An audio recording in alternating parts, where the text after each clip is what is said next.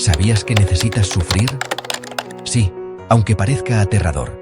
A continuación, te revelaré por qué lo necesitas y cómo gestionar ese sufrimiento para sentirte lo mejor posible lo antes posible. Pero antes, escucha esto. ¿Sabías que, según una investigación de la Universidad de Yale, más del 70% de las personas intenta reprimir el sufrimiento o las emociones negativas, aunque eso las hace sentirse aún peor? En el Instituto del Bienestar lo sabemos porque hemos dedicado miles de horas a investigar la felicidad. El sufrimiento es desagradable, sí, a veces incluso mucho, pero también es el que te protege, te impulsa y te ayuda a sobrevivir. Hoy te lo voy a contar con la historia de Andrea. Andrea tenía 34 años. Trabajaba como profesora, amaba la música, la montaña y las conversaciones largas con sus amigos. Hasta que un día, su cuerpo comenzó a fallar. Primero fue el cansancio, luego el dolor, después el diagnóstico, una enfermedad autoinmune crónica. Su vida cambió de golpe. Las cosas simples, subir escaleras, dormir, reír, se convirtieron en desafíos. Era como vivir en un cuerpo que ya no obedecía, pero que aún tenía algo que enseñar. Durante semanas fingió que estaba bien. Decía, no pasa nada, pero por dentro sentía que su mundo se derrumbaba. Intentaba distraerse con el móvil, con el trabajo, con cualquier cosa, pero el dolor siempre la alcanzaba. Fue al médico, le hizo hacer unas pruebas y le recetó medicación. Pero el malestar continuaba, y una noche, exhausta, se derrumbó. No solo físicamente, emocionalmente. Y allí, entre lágrimas, entendió algo que nunca olvidaría. No se puede sanar lo que no se está dispuesto a mirar. El neurocientífico Antonio Damasio demostró que el sufrimiento no es un error, sino una señal biológica que indica que algo necesita atención. Y Joseph Ledoux explicó que las sensaciones dolorosas activan circuitos cerebrales diseñados para protegernos y adaptarnos. Son necesarias para poder sobrevivir. Si nos quemásemos y no sintiésemos nada, no nos apartaríamos del fuego y moriríamos. Andrea comprendió que su cuerpo no la traicionaba. Le hablaba, le pedía cambio, le pedía consciencia. A Andrea le dio por leer para encontrar respuestas. Una de sus lecturas fue un libro del psicólogo Viktor Frankl, que sobrevivió a los campos de concentración nazis, el cual escribió: el sufrimiento deja de ser sufrimiento en el momento en que encuentra un sentido. Andrea se aferró a esa idea. Decidió que su enfermedad no sería su enemigo, sino su maestra. Y comenzó un viaje de transformación. Buscó la ayuda del Instituto del Bienestar, donde le recomendamos estos 6 pasos, y añadimos que los 3 últimos eran los más importantes. El primer paso fue expresar y entender su sufrimiento. A Andrea le habían enseñado que no tenía que quejarse, sino aguantar estoicamente.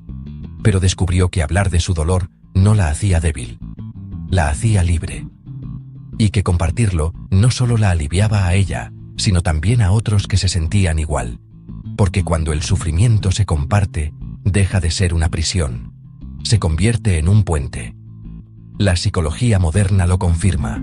Un estudio publicado en Frontiers in Psychology, en el año 2022, demostró que las personas que integran sus experiencias difíciles y las comparten de forma constructiva, reportan una mayor satisfacción vital y niveles significativamente más bajos de ansiedad y depresión que quienes las ocultan o reprimen.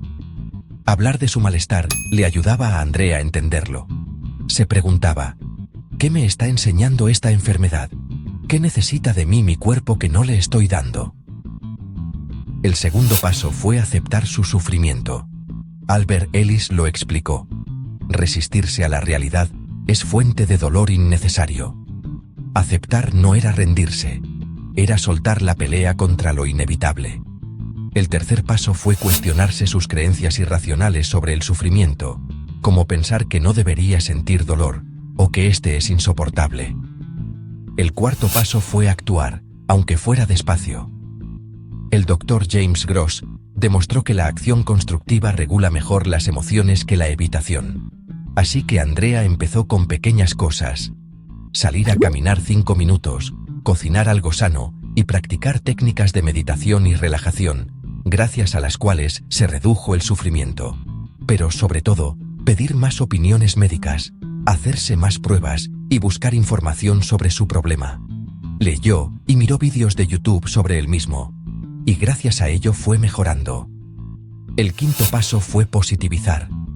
Barbara Fredrickson, con su teoría del ampliar y construir, comprobó que las emociones positivas, como la gratitud o el amor, amplían nuestra resiliencia y capacidad de sanar. Andrea empezó a agradecer todos los aspectos de su vida que le gustaban, y también la capacidad de resiliencia y de lucha que estaba desarrollando gracias a su enfermedad. Cada noche 3 cosas por las que todavía podía estar agradecida.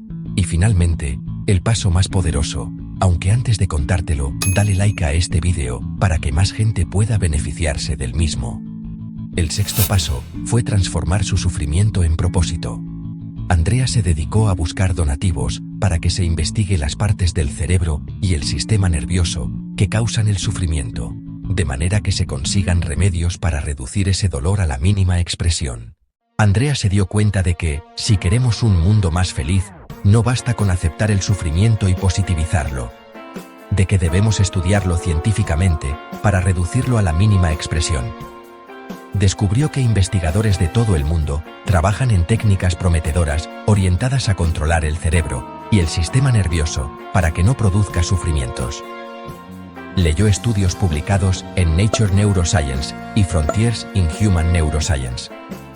Le sorprendieron técnicas como estimular el cerebro, cambiar los genes que regulan el sufrimiento, introducir moléculas para que esos genes se expresen de otra manera o colocar dentro del cerebro pequeños implantes para regularlo.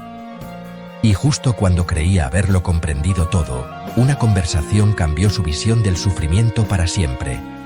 Gracias a las campañas de Andrea para recaudar fondos para esas investigaciones, se hizo amiga de Fred, un investigador comprometido y apasionado con su trabajo.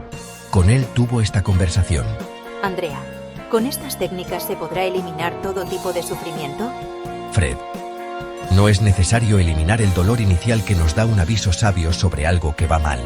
Pero una vez hayamos tomado conciencia de esa alerta, probablemente sí se podrá eliminar el sufrimiento. Andrea, pero después de tantos años investigando, ¿cómo es que todavía no se ha conseguido? Fred, porque no estamos avanzando rápidamente a causa de la insuficiente financiación.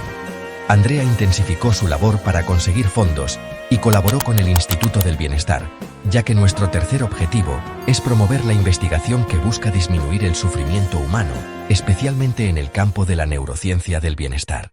Lo primero que hizo fue firmar la campaña del Instituto del Bienestar que encontrarás abajo para pedir que se invierta en este tipo de ciencia.